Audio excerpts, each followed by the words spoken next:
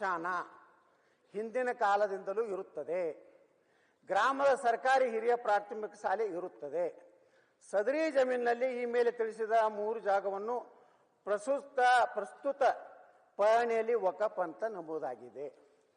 ಇದು ಅಲ್ಲಿಯ ಹಾಲುಮತ ಸಮಾಜ ನಾನು ಕೊಟ್ಟಂತ ಒಂದು ಮಾಹಿತಿ.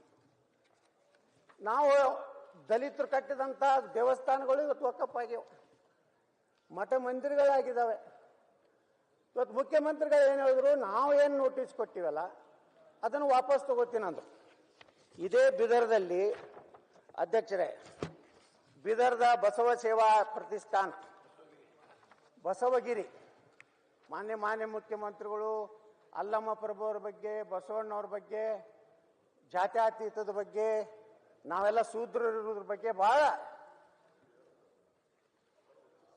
ವಿಚಾರಗಳನ್ನು ವ್ಯಕ್ತಪಡಿಸೋದು.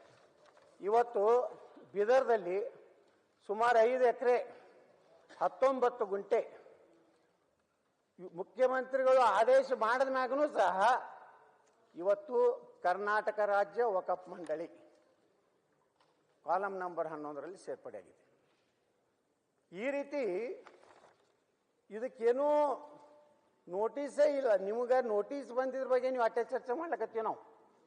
ನೀವು ಹೇಳಿದ್ರಿ ಕರ್ನಾಟಕದಲ್ಲಿ 1,11,000 1 ಲಕ್ಷ, ಈಗ 28 ಆಯ್ತು ನೋಡ್ರಿ. ಅವ್ರು ಹೇಳಿದ್ 1,11,000, ಈಗ 1,28 ಮತ್ತೆ ಹೆಚ್ಚಾಗಿರ್ಬೇಕು.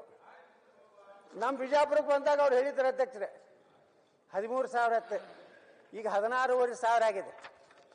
ದಿವಸಕ್ಕೆ ದಿವಸ ಅದು ಎಷ್ಟು ಫಾಸ್ಟ್ ಬೆಳೀತದಂದ್ರೆ ಬಹುಶಃ ಯಾವುದೂ ಜಗತ್ತಿನಾಗ ಅಷ್ಟು ಫಾಸ್ಟ್ ಬೆಳಿಲಿಕ್ಕಿಲ್ಲ, ಅಷ್ಟು ವಿಸ್ತಾರಕ್ಕೂ ಹೋಗ್ತಾ ಇದೆ.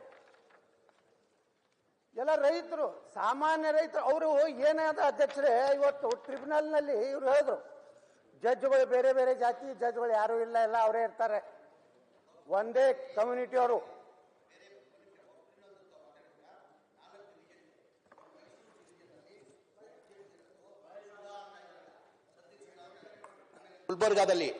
ಗುಲ್ಬರ್ಗಾದಲ್ಲಿ ವಫ್ ಟ್ರಿಬ್ಯುನಲ್ ಜಡ್ಜ್ ಬಂದು ಶ್ರೀನಿವಾಸನ್ ಅಂತ ಇದ್ದಾರೆ, ಮೈಸೂರಲ್ಲಿ ಗುರುರಾಜು ಅಂತ ಇದ್ದಾರೆ, ಗುರುರಾಜು ಅಂತ ಇದ್ದಾರೆ. ಎಲ್ಲಾ ಕಡೆ ಬೇರೆ ಮುಸ್ಲಿಂ ಅವ್ರು ಯಾರು ಇಲ್ಲ. ಯಾರು ಜಡ್ಜ್ ಇರ್ಬೇಕಂತ ವಫ್ ಟ್ರಿಬ್ಯುನಲ್ ಹೇಳಿರ್ತಾನು 4 ಜಡ್ಜ್ಗಳು ಇದ್ದಾರೆ, 4 ಜಡ್ಜ್ಗಳು ಹಿಂದೂಗಳು. ನಾವು ಸರ್ಕಾರ ಆಯ್ಕೆ ಮಾಡಕ್ಕಾಗಲ್ಲ. ಚೀಫ್ ಜಸ್ಟಿಸ್ ಆಯ್ಕೆ ಮಾಡೋದು ನಾವು ಜಡ್ಜ್ಗಳು ನಾವು ಆಯ್ಕೆ ಮಾಡಕ್ಕಾಗಲ್ಲ. ಎತ್ತಲವ್ರೆ ಇಲ್ಲ, ನೀವೇ ಅಶೋಕ್ ಅವರೇ ಸಿಂಪಲ್ ಆಗಿ ಕೇಳ್ತಾ ಪೇಮೆಂಟ್ ಮಾಡೋದು ಸರ್ಕಾರ ಅಲ್ಲ.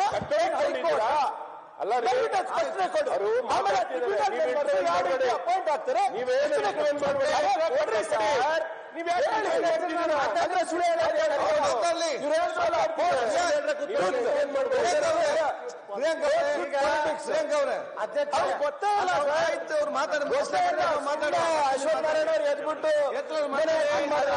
ಈಗ ನಾ ಪ್ರಿಯಾಂಕಾ ಖರ್ಗೆ ಅವರಟ್ಟು ಬುದ್ಧಿವಂತಲ್ಲ ಅಲ್ಲ, ನಿಮ್ಗೆ ಉತ್ತಮ ಸಲಹೆ ಕೊಟ್ಟಿದ್ದಾರೆ. ಸಲಹೆ ಅಲ್ಲ ಸರ್, ನೀವು ನಿಮ್ಗೆ ಸಹಾಯ ಮಾಡ್ತಾ ಇದ್ದೀನಿ ನಾನು. ನೀವು ಜಡ್ಜ್ ಹೆಂಗ್ ಅಪಾಯಿಂಟ್ ಆಗ್ತಾರೆ, ನಾವು ಅಪಾಯಿಂಟ್ ಮಾಡಿದೀವಿ. ಚೀಫ್ ಜಸ್ಟಿಸ್ ಮಾಡಿದಾರ, ಚೀಫ್ ಜಸ್ಟಿಸ್ ಮೇಲೆ ಭರೋಸೆ ಇಲ್ವಾ ಅಂತ ನೀವು ಹೇಳ್ಬಿಡಿ. ನಮ್ಗೇನಿದೆ, ಏನ್ ಹೇಳ್ತಾ ಇಲ್ಲ. ನಿಮ್ಮ ವಕಫ್ ಆಕ್ಟ್ ಏನಿದೆ ಹೇಳಿ ಸರ್, ನೀವು ಗೊತ್ತಿಲ್ಲ, ನೀವ್ ಹೇಳಿ. ವಕ್ಫ್ ಮೆಂಬರ್ಸ್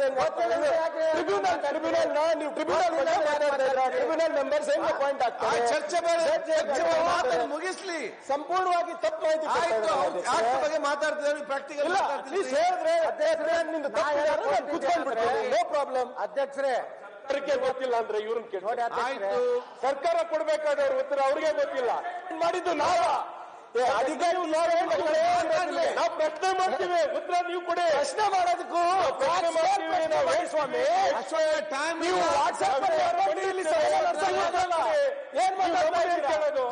ಅಶ್ವಥ್ ನಾರಾಯಣ ಮುಗಿಸಿ ಸದಸ್ಯ ಮಾತಾಡ್ಲಿಕ್ಕೆ. ಅಧ್ಯಕ್ಷರೇ, ಇವತ್ತು ವಕಫ್ ಈ ರೀತಿ ಆದ್ರೆ ಮತ್ತೆ ಯಾರು ಕೂಡ ಮಾತಾಡ್ಲಿಕ್ಕೆ ಅವಕಾಶ ಸಿಗ್ಲಿಕ್ಕೆ ಇಲ್ಲ. ಇವತ್ತು ವಕಫ್ ನಲ್ಲಿ ಇಷ್ಟೆಲ್ಲ ಆಸ್ತಿಗಳು ಎನ್ಕ್ರೋಚ್ಮೆಂಟ್ ಆಗಿದೆ, ಆ ಎನ್ಕ್ರೋಚ್ಮೆಂಟ್ ತೆಗಿ ಅಂತ ಹೇಳಿದ್ದಾರೆ. ಹೋಗು ಮಾಡು ಝೋನ್ ಆಯ್ತು, ಮಾತಾಡಿ. ಮಂತ್ರಿ ಅವರು ಮಾತಾಡಿ, ಫಿನಿಶ್ ಮಾಡಿ. ಬಿಜಾಪುರ ಒಂದೊಂದಕ್ಕೆ